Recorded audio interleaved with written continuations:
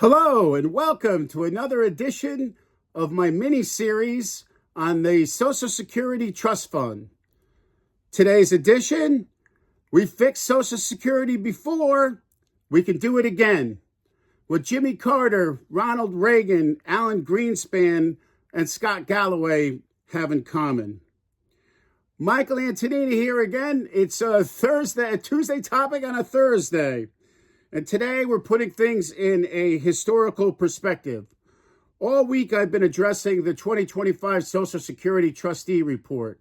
Monday I gave you the bottom line that if nothing's done by 2033, we're facing a 23% cut in benefits.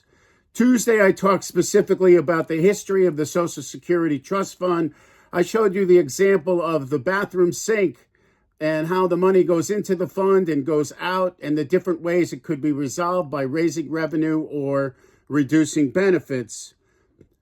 Yesterday, we talked about the Medicare Trust Fund, the Medicare Hospital Income Part A, and how the B and the D are still solvent but are going to become more expensive. Today, I asked a big question.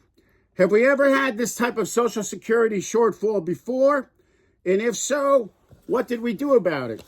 And the answer is yes, big time. The red is the hospital income. The blue is the Social Security Trust Fund. And you see here in the late 70s, we were going down the tubes again in the late 70s. And Jimmy Carter, my name is Jimmy Carter. Jimmy Carter passed a law in 1977 that was intended to raise the taxes. The FICA rate at that time was 11.7, and he raised it to 12.4 by 1990. He phased it in over 13 years, a 13-year phase-in of just a tiny 1.1% increase, which is this number that's still being used today. 35 years later, they haven't increased it yet. Also, he raised the wage base. Check this out. The taxable earning wage base in 1977 was $16,500. And it was his idea to raise it. That should be raised. It should be much higher than it is. This year in 2025, I believe it's $176,100 is taxable.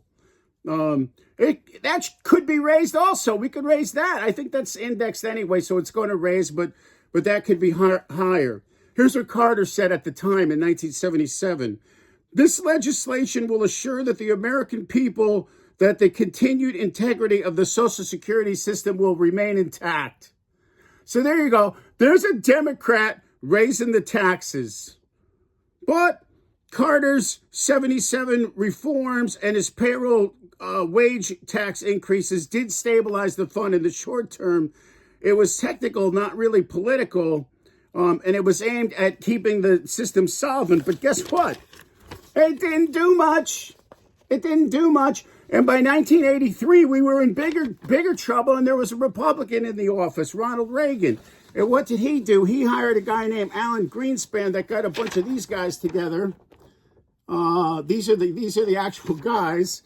This is called the National Commission on Social Security Reform, also known as the Greenspan Commission. This is before Alan Greenspan was the head of the Federal Reserve. This is when he was just starting out. And what did they do? In 1981, President Reagan formed the Greenspan Commission, which came back with a series of bipartisan reforms that became law in 1983. The two biggest items were gradually raising the full retirement age from 65 to 67. They worked with peoples whose births were from in the 1950s to the late 1950s. They did that in 1984. Also, they increased payroll taxes for workers and employees.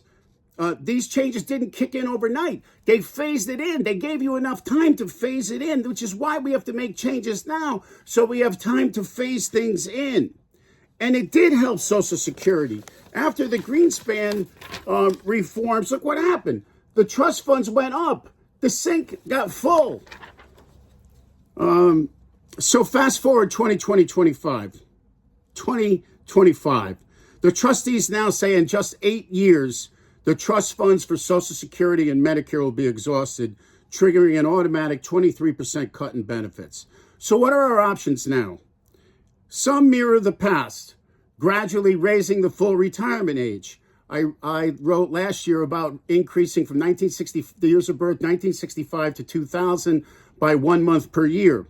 We also talked about eliminating early claiming. If we did that, then people born in 2000 would be age 70 before they can claim, and nothing sooner. We can also modestly raise payroll taxes. Just a fraction of a percentage can go a long way, just like in 1977. Other people have expressed other changes in the economy, including billionaires that think billionaires should pay additional taxes. People like Scott Galloway have suggested a 1% payroll tax on income over 1 million. So we have the 12.4% or whatever tax up to 176,000. We gradually increase it. We take a break. And then starting at 1 million, from 1 million on, those people pay an additional 1% payroll tax. Think of it kind of like a generational insurance premium from those people that have done well in this country. The key is that by acting now, we have more time to do this. The sink takes a while to fill up. And putting small changes in place now will avoid sudden shockwaves in 2032 or maybe sooner. Because who knows? Next year's report could say it's even sooner that we're going to run out of money. And every year we wait, the fix is going to be harder and more painful. The math does not lie. So in closing, we've solved Social Security funding problems before with bipartisan leadership and public will, and maybe a new libertarian trustee, we can get it done. I'm not here to tell you what to think, just to say, let's learn from the past and let's act now while we still have time to make changes. And hey, Frank Biziano, if you're ready to have lunch with me, give me a call. And we'll take a look at this and we'll make a fix. Tomorrow, I'm giving you a chance. I'm going to give you a little game that you can play to either increase taxes, lower benefits, or think about what's the best way that you want to do this. If you like this series, please comment below. If you missed some episodes, I've been on every day this week, and I'm going to do another one tomorrow. Hope you've enjoyed it as much as I'm having fun telling you about it. All the best.